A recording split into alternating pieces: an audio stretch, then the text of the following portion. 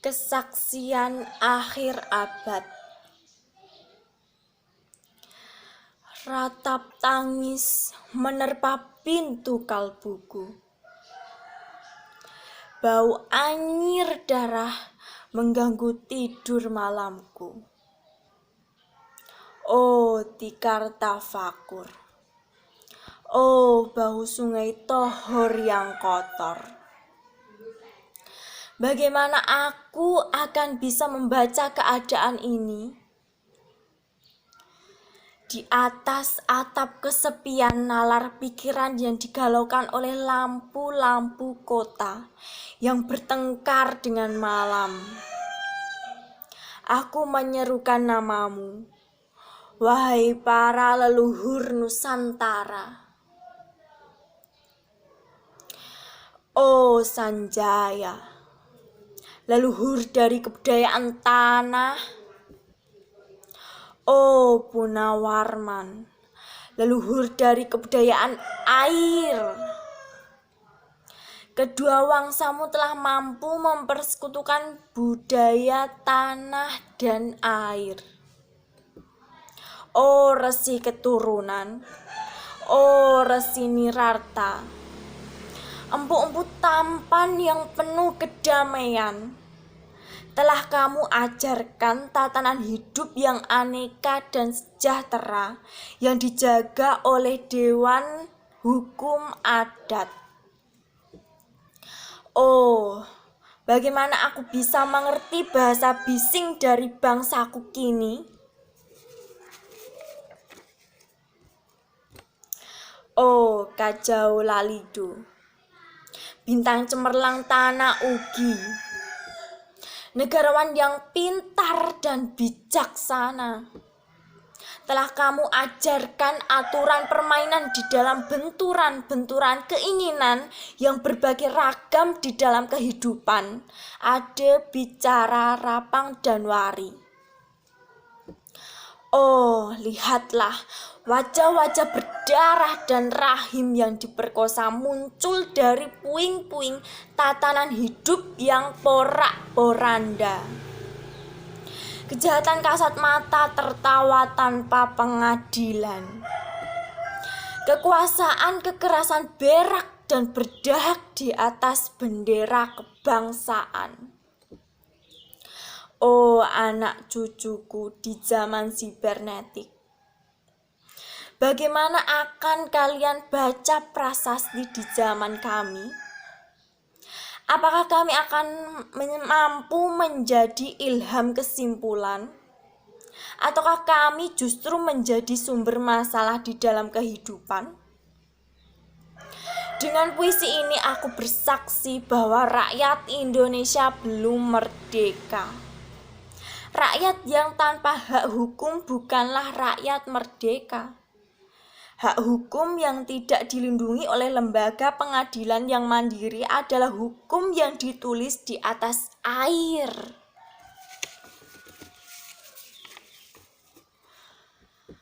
Bagaimana rakyat bisa merdeka bila polisi menjadi aparat pemerintah dan tidak menjadi aparat hukum yang dilindungi hak warga negaranya? Bagaimana rakyat bisa merdeka bila birokrasi negara tidak menjadi aparat rakyat, melainkan menjadi aparat pemerintah yang berkuasa? Bagaimana rakyat bisa merdeka bila hak pilih mereka dipasung, tidak boleh memilih secara langsung wakil-wakil mereka di Dewan Perwakilan, dan juga tidak boleh memilih secara langsung camat mereka, bupati, wali kota, gubernur, dan presiden mereka.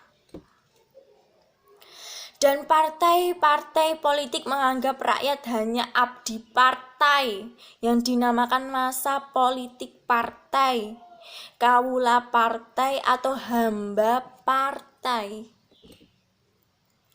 Bagaimana rakyat bisa merdeka bila pemerintah melecehkan perdagangan antar daerah dan mengembangkan merkantilisme Daendels, sehingga rela menekan kesejahteraan buruh, petani, nelayan, guru, dan serdadu berpangkat rendah.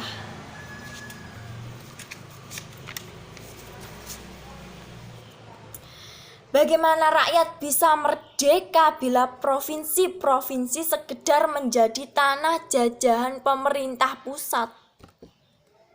Tidak boleh mengatur ekonominya sendiri, tatanan hidupnya sendiri, dan juga kemanusiaannya sendiri. Ayam, serigala, macan, ataupun gajah semuanya peka pada wilayahnya.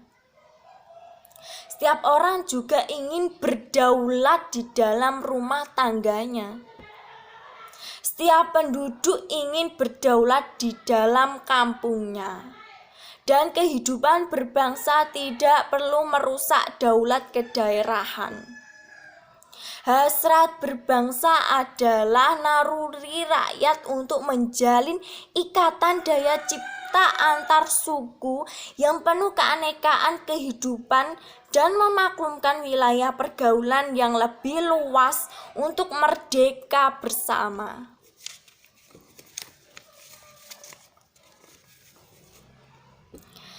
Tetapi, lihatlah selubung kabut saat ini. Penjajahan tatanan uang, penjajahan modal, penjajahan kekerasan senjata, dan penjajahan oleh partai-partai politik masih merajalela di dalam negara.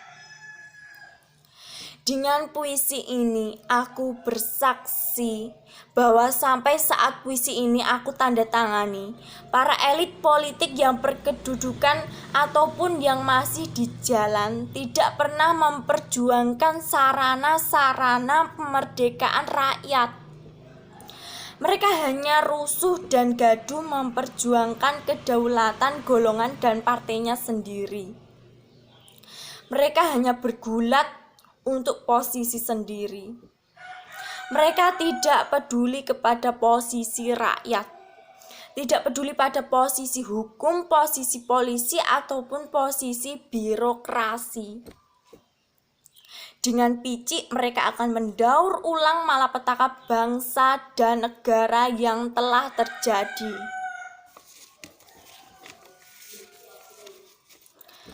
Oh Indonesia. Indonesia, negara yang kehilangan makna. Rakyat sudah dirusak asas tatanan hidupnya, berarti sudah dirusak dasar peradabannya.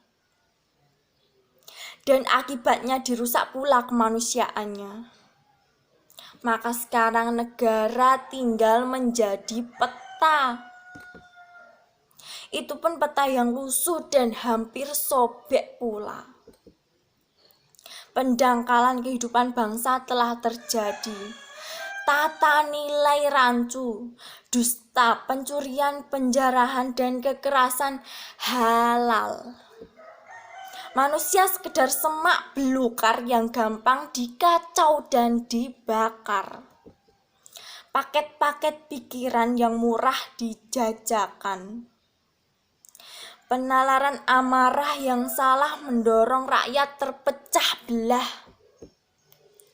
Negara tidak mungkin menjadi utuh tanpa rakyatnya dimanusiakan. Dan manusia tak mungkin menjadi manusia tanpa dihidupkan hati nuraninya.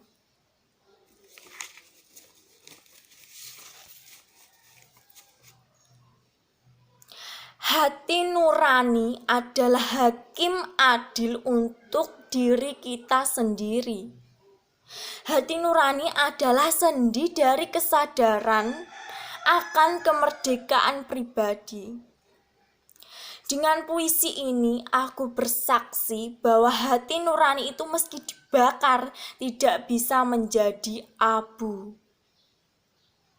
Hati nurani senantiasa bisa bersemi meski sudah ditebang, diputus, dibatang. Begitulah fitrah manusia, ciptaan Tuhan yang Maha Esa. Terima kasih.